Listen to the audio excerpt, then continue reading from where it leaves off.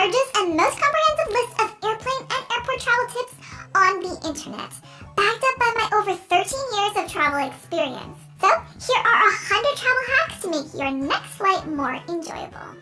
Booking your flight. Always check it online. You can choose your seat in advance, skip the checkout line at the airport, and head straight to bag drop. Choose front seats if you have a tight connection or if you're on an overbooked flight. Pick seats in the back for flights with limited overhead space or if you have a large carry-on, since planes board back to front. Choose seats close to the wing if you don't like turbulence and you want a less bumpy ride. On long-haul flights, avoid seats around the washrooms as they tend to become hangout zones. If traveling as a couple, pick the aisle and the window seat. If the plane isn't full, your middle seat isn't very desirable and it may not be chosen by anyone else. And if someone else does end up in that middle seat, you can always trade them so you and your partner are sitting together. You can also use SeatGuru.com to find the best seats on any plane. Just enter the model of plane you're flying on and you'll see things such as available power outlets and extra legroom. Get a travel credit card to earn rewards such as miles, points, and cash back that can be redeemed for things like flights, hotels, and rental cars. Many travel-specific cards also include travel insurance, such as medical, cancellation, and interruption insurance. This saves you money by not having to purchase those separately. Avoid tight connections. Even if it's a great deal and the flights are super cheap, I don't like connections that are less than an hour and a half. Your first flight could be delayed, and some airports are just so huge that your gate might be a 20-minute walk away. The savings just isn't worth the hassle and the possibility of missing your connecting flight. Book early morning flights for a lower chance of being delayed. They also give you the most options if you need to rebook. I know, I hate mornings too, but just grab a coffee and thank me while you're sitting on the beach. Packing and prep. If any of your accounts use two-factor authentication, especially via SMS, make sure you know how to do this abroad. For example, switching from SMS to an authenticator app. Bring more than one payment with you. For example, a second credit card or a second debit card if you bank with two banks. Bring long cords for electronics. Sometimes outlets are limited or they're just in awkward spots.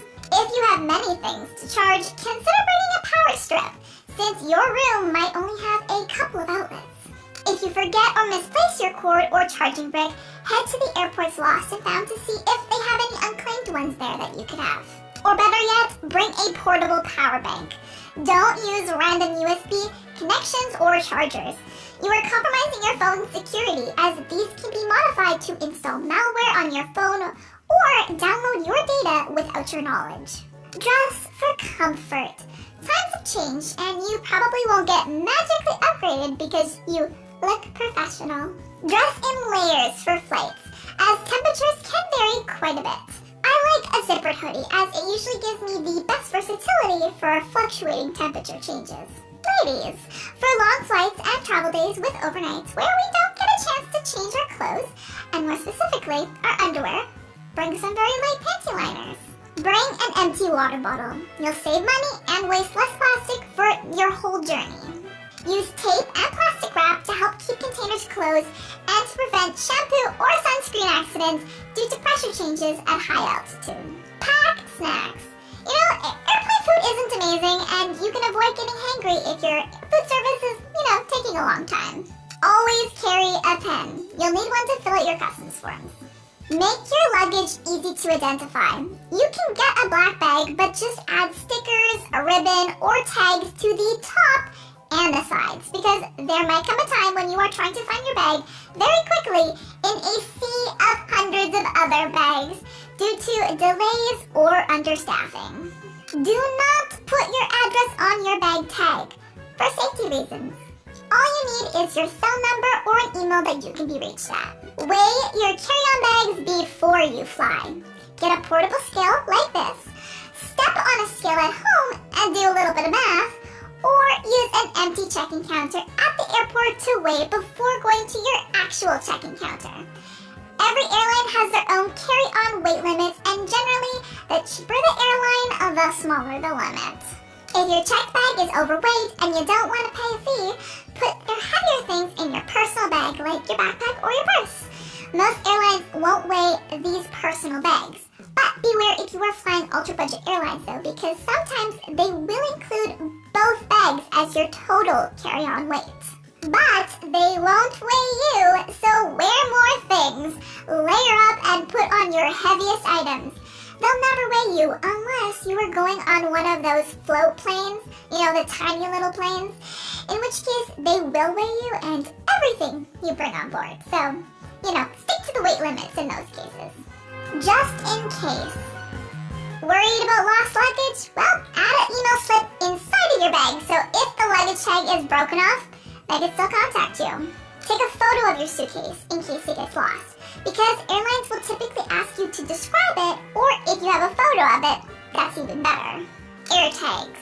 This $30 device is one of the best ways to track your luggage if it gets misplaced. The Federal Aviation Administration has ruled that having an air tag in your luggage is permitted and, in fact, not a safety hazard, because the amount of lithium falls below the FAA's limit. So, you're good to go. Know your passenger rights when it comes to delays in luggage, because you could be entitled to get money or other forms of compensation, depending on the airline or the destinations you're flying to. For insurance claims, having photos of the packed items inside your bag can help provide a breakdown for the value of everything in the event of lost luggage. Scan your passport, itinerary, contact information, driver's licenses, bank phone numbers, Visa cards, etc., and put it all on a Google Drive or any other cloud service that is shared with a family or trusted contact back home.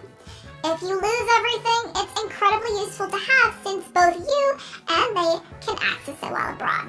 Set your phone's lock screen wallpaper to your email or a trusted emergency contact. In case you lose your phone and a good Samaritan tries to find its owner. At the airport. Ever since COVID, things take longer, so get to the airport early, about 3 hours for international flight, and bring a book to keep you occupied. If you're driving to the airport, take a picture of where you parked your car, so you don't walk around with your keys doing this. If you have an iPhone, download your boarding pass to your wallet app, since it allows boarding passes to be visible on the lock screen. But also, always have paper copies, since phones die, and sometimes the codes on the phones just don't really want to scan. And I also hate giving my phone to customs agents, or really any agents. For customs, always have printouts of your departing flights and accommodation confirmations, plus any visa or e-visa documentation if required.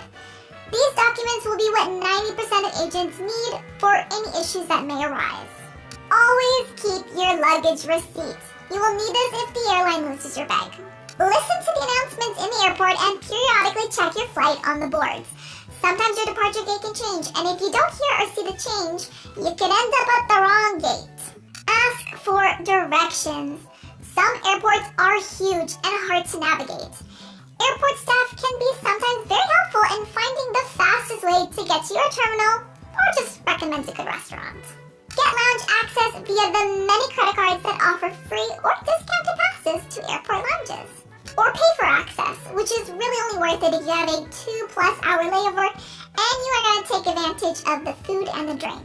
You can get those at loungepass.com.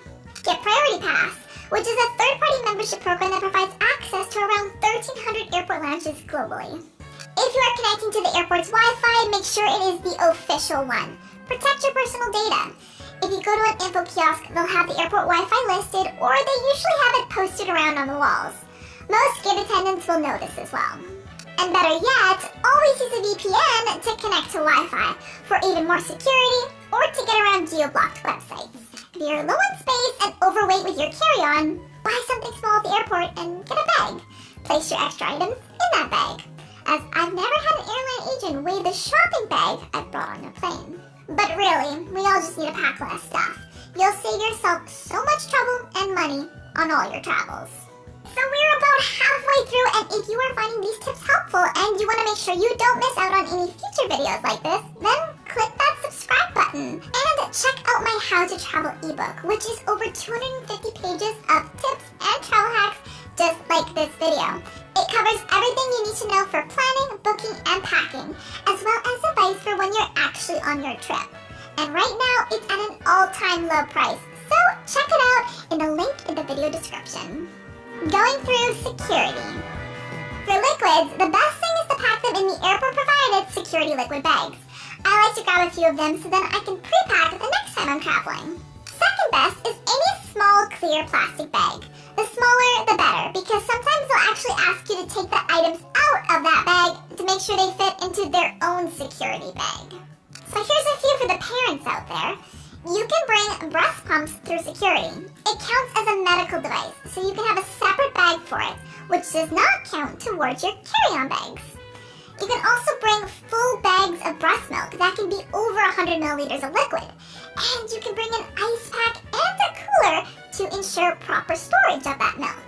In fact, anyone can bring any size frozen beverage through security because any explosives or flammable products don't freeze. Just make sure they are still frozen when you are going through security. Wear security-friendly clothes, so no buttons or buckles, and light shoes like runners, because many airports are finally phasing out the taking off your shoe rule, but only for certain types of shoes. If you have to decide between multiple security lines, choose the one on the left. Most people's dominant side is right, and we have a natural tendency to choose right lanes, so the left lane can be shorter. You can also look at the people in each line, as lines with business travelers tend to move a little bit more faster than lines with families. I know, I have a kid. Basically, the fewer the bags, the quicker the line. Larger airports tend to have multiple security gates that lead to the same spot, so if one is looking a bit busy, check out the other one. Wash your hands thoroughly if you use makeup or sunscreen, because they can make those TSA swabs test positive for chemicals, which will just make for a longer security check. If you are in a security lineup and your flight is currently boarding, tell an airport staff member. Sometimes they can bring you to the front of the line or just get you through faster. It also doesn't hurt to ask the people in front of you as well. Connections and issues mid-journey. For tight connections, check the backseat pocket for an airport map of your connecting gate, and then snap a picture for reference. Your gate number could also change mid-flight, so don't rely on the number listed on your boarding pass. Always check the airport screen when you arrive at your connecting airport. Or you can ask the flight attendant to board your flight, as they will have up-to-date information on your connecting flight.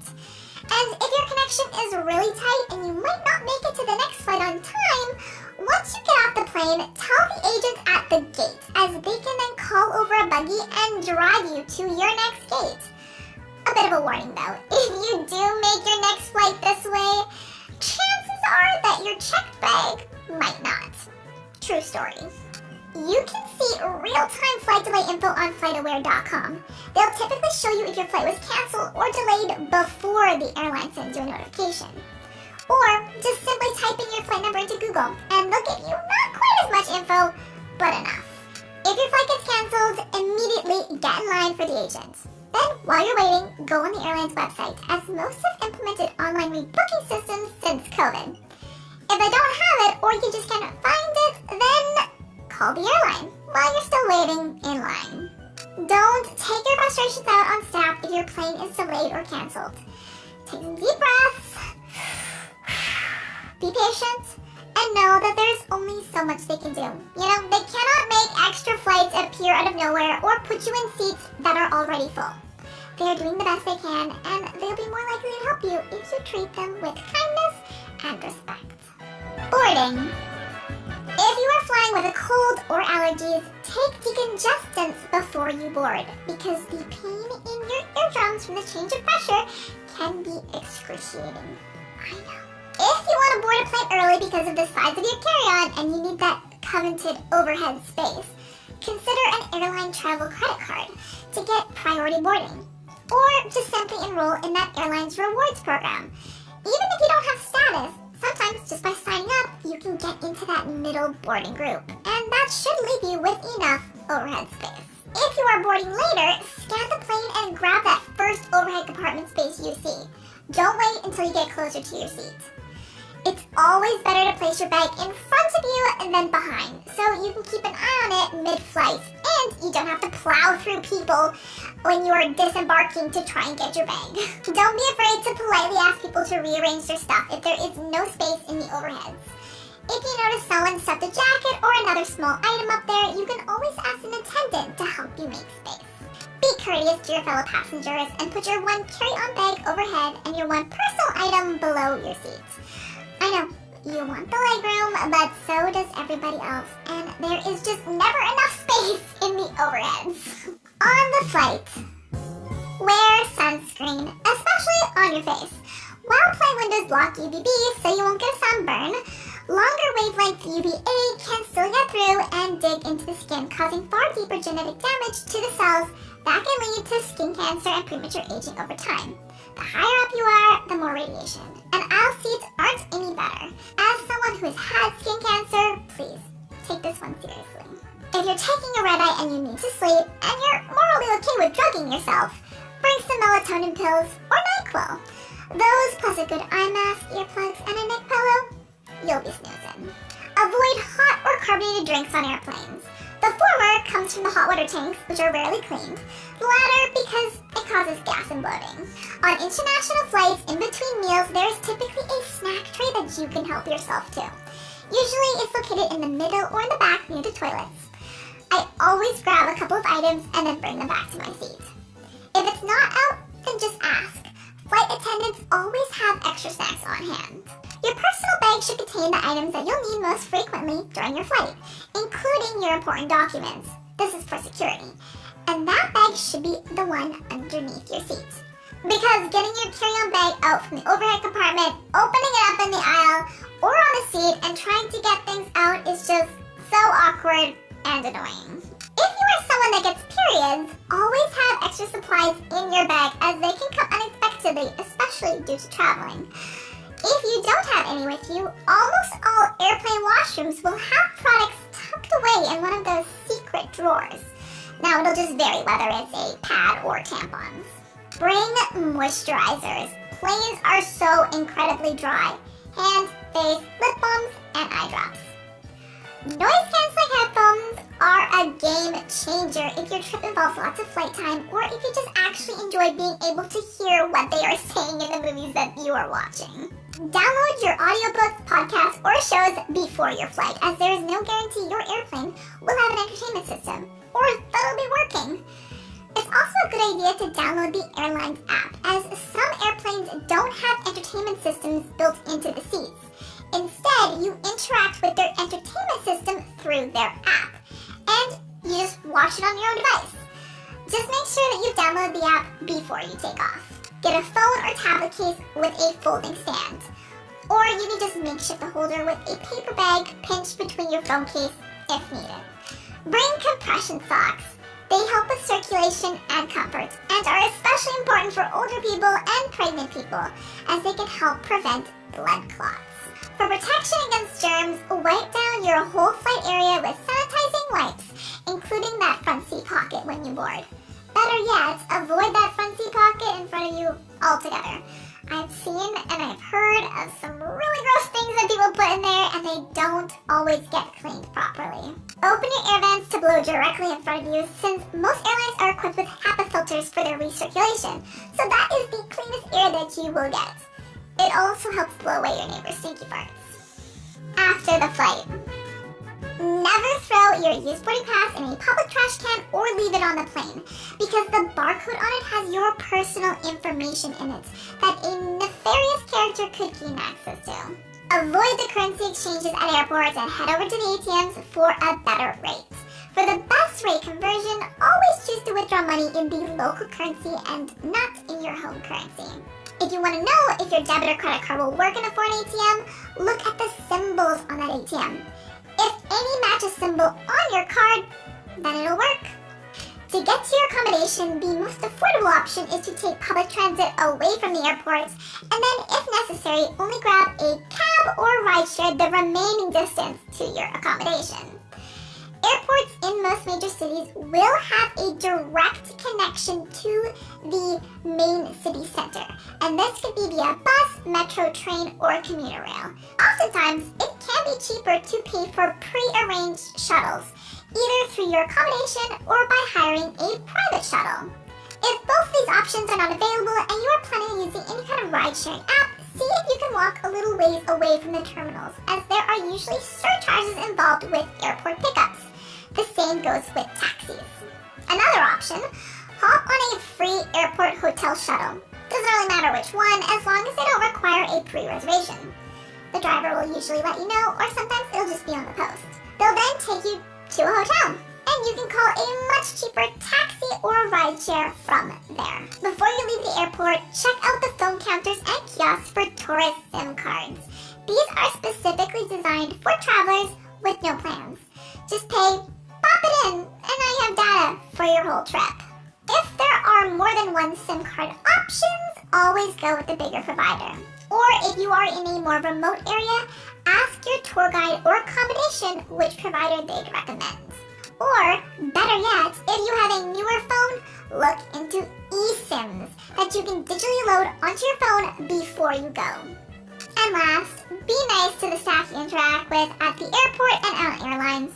They're just trying to do a job. They're trying the best they can to help you, and taking out your hangry, sleep-deprived frustrations out on them is just not the right thing to do. It only makes you a bad traveler. And if you want to be